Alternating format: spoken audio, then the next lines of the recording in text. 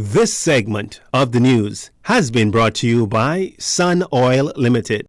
Welcome back. The week-long 22nd World Travel and Tourism Council, or WTTC, Global Summit in Saudi Arabia, which concluded on Thursday, is described as the most influential travel and tourism event on the calendar. And while there, the Bahamas' delegation, led by Deputy Prime Minister and Minister of Tourism, Investments and Aviation, Chester Cooper, signed a memorandum of understanding on cooperation in the field of tourism with the Saudi Arabian government to emphasize the role of tourism in fostering economic development and promoting mutual understanding between the two countries. During an interview at the summit, Mr. Cooper highlights the Bahamas' role in the importance of international relations with the Middle East. Saudi Arabia has recently opened its country to tourism, outside investment, and I think it's important that we are at the table. Same can be said about WTTC. This is the premier event for tourism leaders around the world. We have to be at the table. We have to influence outcomes for the future. We have to ensure that we're on the cutting edge of new trends. And it's an opportunity also to collaborate with ministers of tourism around the world and the Caribbean, work closely with stakeholders in the travel and leisure space, and generally to chart the way forward for the future of tourism in the world. The WTTC projects a 5.8% growth in tourism, with the Bahamas projecting a 20% growth in the tourism sector. The tourism minister says the government understands the need for more innovation and efficiency in the tourism sector to stay on the cutting edge. We know that there is significantly increased consumer demand. There is more need for seamless, contactless travel. We have to innovate. We have to ensure that our stakeholders are innovating.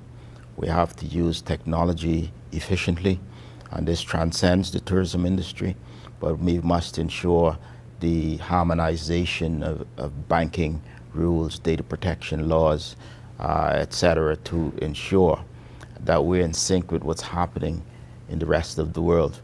And as we build new airports, for example, we must ensure that those airports have the newest technology available so that there can be seamless, frictionless travel. So the bottom line is that we use these events to determine what our competitors and the large countries of the world are doing. Minister Cooper participated in a panel discussion at the summit about the future of technology and cashless societies. He says we must ensure that the technology used elsewhere is compatible and adaptable with what is being used here in the country. We're making significant inroads already in this space. There are the various companies using and having developed wallets. Central Bank has developed the digital version of the Bahamian currency.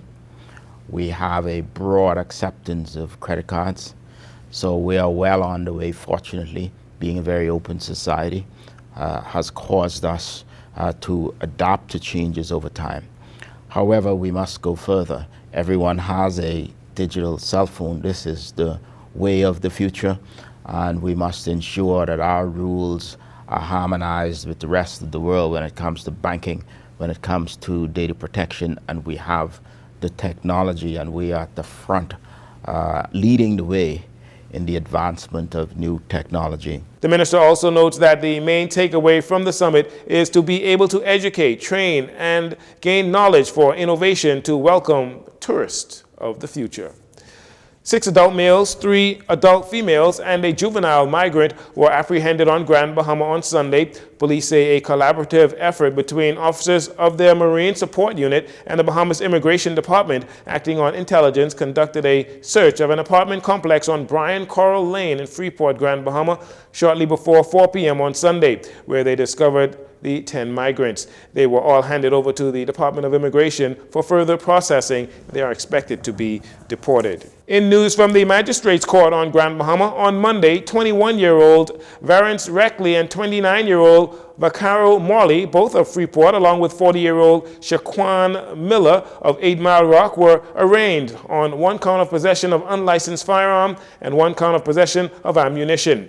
Appearing before Magistrate Simone Brown, the trio pleaded not guilty to the offense and were granted bail in the amount of $9,000 each. They are all required to sign in at the 8 Mile Rock Police Station Monday through Friday between 6 a.m. and 6 p.m. The matter has been adjourned to Thursday, April 6, 2023. Over the weekend, police confiscated and seized several weapons from the streets of the capital and the northern Bahamas area, arresting 3 people in the process. On Saturday, Mobile Division officers confiscated a firearm from an overgrown property in Marathon Estates when they were notified that the weapon was discovered by a law-abiding citizen. On Bimini, police confiscated a firearm and a quantity of ammunition from a property near Bimini Bay on Saturday around 4 p.m. when officers were notified and proceeded to that property where the items were found. Meanwhile, vigilance, a #1 priority of the Royal Bahamas Police Force, resulting in police collectively confiscating 13 firearms and over 55 rounds of ammunition during the period November 28, Sunday, December 4th. Also, during the period, 13 people were arrested in connection with the weapons and ammunition confiscated. Not only does December mark the start of Junkanoo season for the Ministry of Youth, Sports and Culture, but also cultural heritage. The ministry's Culture Division on Saturday kick-started the month with the Christmas Cultural Village, where families were invited on the grounds of the Ministry of Youth, Sports and Culture for a fair. Senior Cultural Officer Synovia Pierce says this is the second holding of such an event, with the first happening in 2018. What we usually do is send word out to all those students and children that are in the immediate area and invite them to come down. Tell parents it doesn't matter wherever you are. Once you're here in New Providence and you can access us, come and bring your children. We have local talent. We use school talent. We're doing jugglers. They're doing various acts. They're painting stuff that's going on, color by murals, coloring for the family, art. We call it pop-up art for cultural, purposes. We have cultural vendors that are here showing their art. Oria Woods Knowles, a senior sports and recreation officer at the Ministry of Youth, Sports and Culture, along with 3 child family members, Zion, Summer, and Aria, spoke on their enjoyment of the Christmas Cultural Village and its importance to the country. It's great. It's amazing. I never think I'd see a goat and a chicken ever in my life. I didn't think I would see a chicken and a goat big, and I don't know. Well, I work right here at the Ministry of Youth, Sports and Culture, and this is Cultural Month. And so we have advertised these activities to bring families and children out together. And I want to take my hat off to the cultural department, because it's important for us to get children out playing and out from their labs and cell phones and all of that stuff. And so to see all of these wonderful, fun events for children is amazing. Ms. Pierre says the ministry is trying to make the event more cultural, focusing more on the children themselves. She noted that Bahamians can look forward to upcoming cultural events during the remainder of this month, including Culture in the Park events on Long Island, Eleuthera, and Fresh Creek, Andros. On Saturday, members of the Bahamas Association of Athletic Association, the B3As, returned incumbent Dramico Archer as president of the Track and Field Federation for another 4-year term. During that time, the Bahamas will play host to the 2023 Carifta Games, as well as hosting the return of the IAAF World Relays in 2024. There will also be a national team selection for the 2023 IAAF World Championships in Hungary and the Paris 2024 Olympic Games. Mr. Archer collected 24 votes to defeat immediate past president Rosamund Carey, who collected 17 votes, while Don Woodside Johnson collected 7 votes in the presidential race. Mr. Archer will be joined by newly elected first Vice President Foster Dossett from the T-Bird Flyers Track Club and Grand Bahamas John Graham as second vice president. Other elected members include Lakita Charlton as vice president of finance, Ferez Cooper as vice president of business operations, Tito Moss as vice president of technical operations, and sports journalist Sheldon Longley as vice president of public relations and marketing.